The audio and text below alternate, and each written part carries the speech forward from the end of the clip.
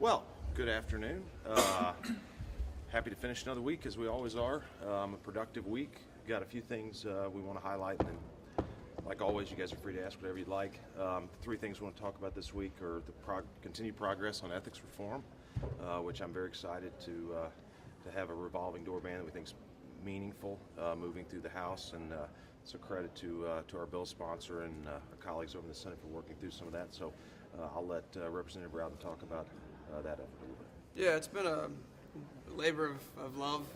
Something that we worked with the Senate on after we saw that there was going to be some fairly significant opposition in the Senate. We sat down with a lot of those individual senators and said, hey, what can we do to move this forward? We want to make sure that if we pass a revolving door that it actually has a cooling off period in it, which this one does. It applies to everyone, which is actually something that was strengthened in the conference committee, which I think is something that we could take home as well. So, I think the final product, it's not perfect by everyone's individual standards, but I do think it moves the ball definitely in the right direction, and I'm hopeful, based on the conversations we have, that the Senate's going to be able to pick that up and pass it. Is there any questions on ethics? You can address either one of us. So.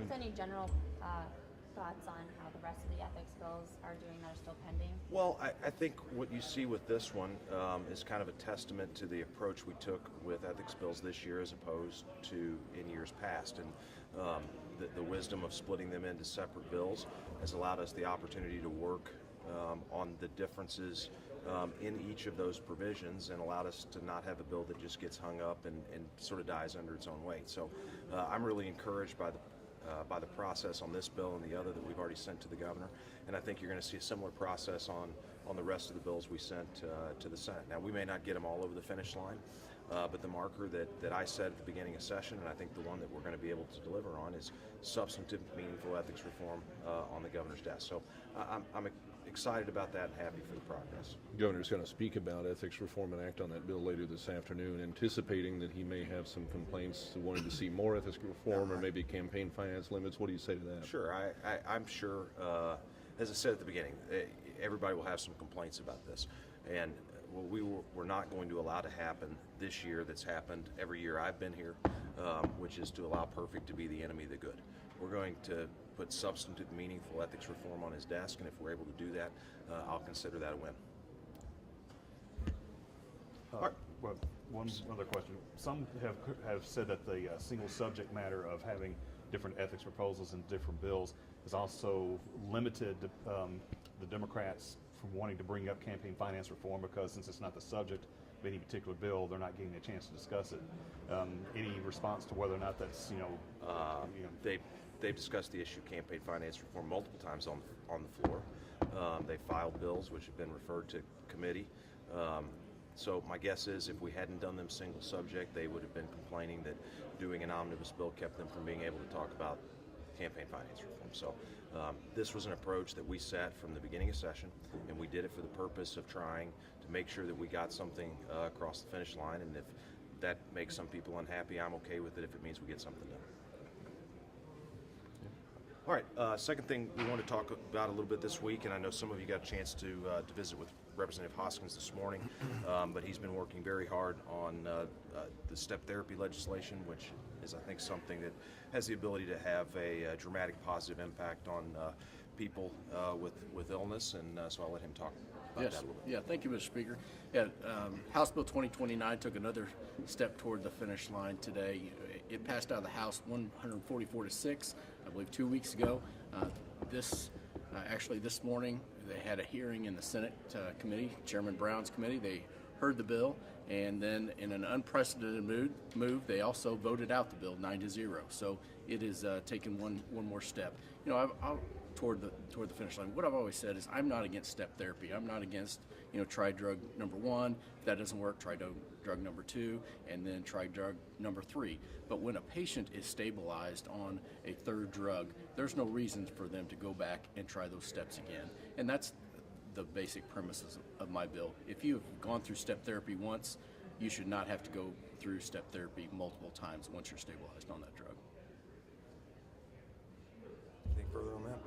Last thing is the efforts of Representative Koenig and Representative Franklin, among many others in the House, on the piece of legislation that we had today, which I think is another step for this caucus in defending Missouri's rich culture of life. And I'm proud of the work that both representatives did over the interim in working through these issues. And I'm even more proud to see that there was a good substantive product that came as a result of that interim work. So I'll let them talk a little bit about the specifics, and then you guys can ask some questions.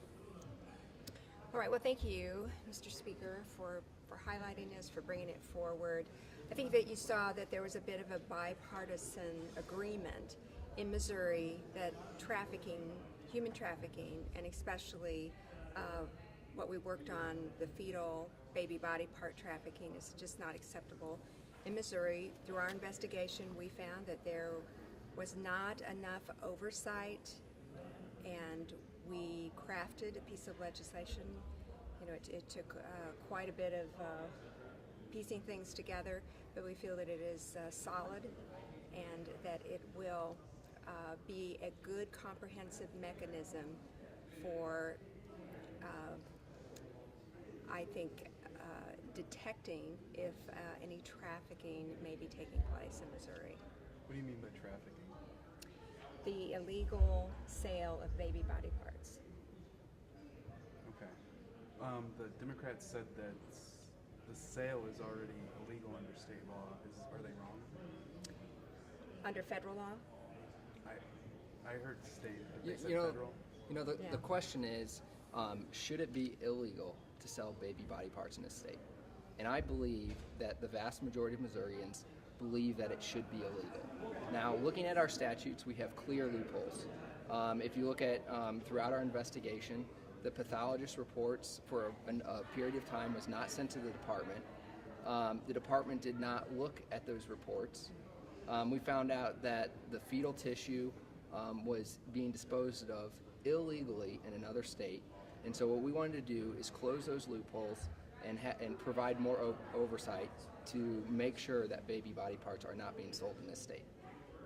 What about this argument about, it's really about donation of fetal tissue, right?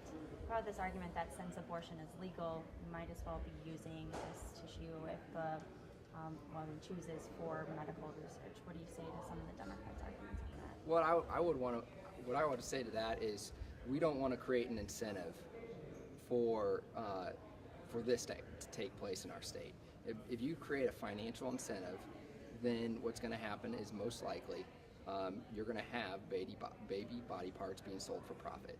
And I don't think that should be taking place in our state. And we shouldn't have any incentive for that to take place in our state. I don't guess I know off the top of my head the status of the Senate legislation that had the same language, but what are the chances you feel like with 4 weeks left of getting this to the governor? You know, I feel we have a great momentum coming out of the House. The vote was, I think, 120, and I think that sends Bipartisan. a real bipartisan, and it sends a very strong message. The Senate is over there busy on different things, and I think that this is, when this arrives, that they're going to be ready to take it up and move it forward. All right, we'll fire away on anything else. If we could ask Representative Harr, could you maybe step towards the camera, but want to ask you too when we might see SJR 39 brought up for vote. Probably next week. We generally have at least 2 committee hearings a week, so probably next week is when we'll bring it up for vote. Okay. You don't know which hearing yet or no date? I don't. What I told the committee members is we got quite a bit of written testimony. I mean, a fairly significant amount. I wanted to give them a chance to read through it and kind of come to their own conclusions, and then we'll chat again next week about bringing it up for a vote. What are your feelings on whether or not there will be attempts to amend that bill while it's in your committee? Oh, absolutely. I think several committee members have expressed an intent to offer committee amendments. So, and that's almost every bill we exec in our committees have amendments offered on them. Is there anything that you think needs to be done to that bill? You know, I would like to read. There's particularly one thing that we got that had it was written by 15 law professors. I'd like to read through that. There was at least one law professor that came to testify for the bill. There was a limited number of people that testified against it for legal reasons, but they had written testimony. I'd like to read through that before I make my own determination on whether or not I think there's amendments that need to be on it. What's I think priorities for next week? Priorities for next week, we hope to we obviously got the budget bills in conference this week, and I know they're starting some preliminary discussions on stuff. I'd love to have the budget to the floor next week so we can continue to move that forward, and I anticipate we probably will. So that'll be a big part of next week. Do you have any concerns with the budget that came back out of the Senate, how far apart the two sides are? Or? I mean, look, we always have concerns. The Senate and the House always have differences in the budget, but I think looking at it from a macro level, those differences are probably less this year than they've been in some years past. So, I mean, look, there's some things that we'll have to iron out with the Senate, but I'm confident we're close enough that we're going to get a budget passed, and we're going to get it passed in a timely way. Regarding the concealed carry bill, that was brought up, debated a bit this week, then laid over. Do you have any insight as to when that might come up again, or how much of a priority that is in the House? It's a question for the floor leader as to when it would come back up. But I'll say, protecting the Second Amendment and gun rights are important to this caucus, and they have been, and they'll continue to be. So, but as to the specifics of the timing on that, be a question for the floor leader. Notice there was one bill that was brought up for vote and did not pass, the class action bill. Anyone want to address that as far as what its prospects might be now? I don't know what the prospects are. I mean, I think you saw the legislative process in action, and for those that think everything we do, the outcome's already determined before we go out here, it's not.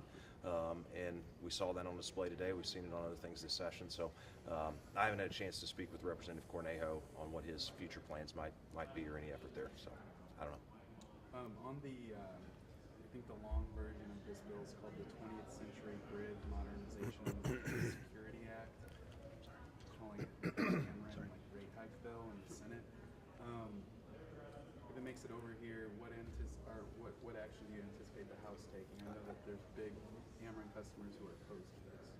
Yeah, sure. I mean, I have no idea. I have no idea what form it's going to come out of the Senate, and I know we've got a lot of members that would like to do some regulatory reform in that space, but I would assume that the House's reaction to that will be heavily dependent on what it looks like when they actually get done with it. And I know just through the committee process, they've been through several versions of it at this point. So I don't know.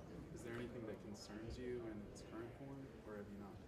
It's a 100-page plus bill, I think, at this point. To be honest with you, I've seen some versions of it, and there's some things that we've got some concerns in that I've expressed to Senator Sylvie that are just my personal concerns. But in terms of our Utilities Committee and what their specific concerns are or will be, I don't know. So what are your personal concerns? My concerns in this space have always been that if we're going to update the regulatory structure, that we need to do so in a way that's favorable to consumers, and both residential consumers and industrial consumers. Missouri's place as a low-power state is important to economic development. We want to make sure that if we're going to make a change in our regulatory structure, that we keep that low power rate. Anytime you're dealing with something that's as complicated as setting rates for investor-owned utilities in the state, you've got to be very careful with what changes you make, because those changes are going to have real impacts on the rates that people pay for electricity. So those are my concerns. All right. Thanks, guys. Have a great weekend.